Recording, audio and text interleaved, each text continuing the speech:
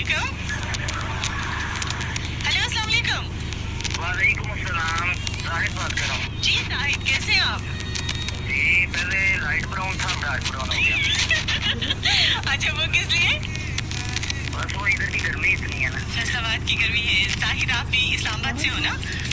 जी बिल्कुल। अच्छा, क्या कहेंगे, सब लोग आपको सुन रहे हैं। बल्कि नहीं, हाँ, वो मुझे मेरे बहुत से फ्रेंड्स एंड फैंस हैं, वो मुझे बहुत पुरजोर फरमाइश पे मैं भी गाना सुनाना चाह रहा हूँ। अच्छा, फैंस हैं आपके। मैं गानों में से तुम्हें नहीं गा रहा। जी जी, प्लीज।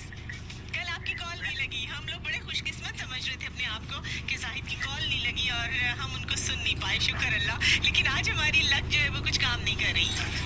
नहीं, आपकी लक नहीं है, मेरी खुशकिस्मती है कि आवाम को कोई अच्छा म्यूजिक सुनने को मिलता है। ओ प्लीज प्लीज जरा सुना दीजिए, फिर क्या सुना रहे हैं आज? जी मैंने ये स्पेशल वीर भाई के लिए ना, उनकी शादी के लिए एक गाना तैयार किया, मैं वो सुनाना चाह जी रहा हूँ। जी, प्लीज प्लीज।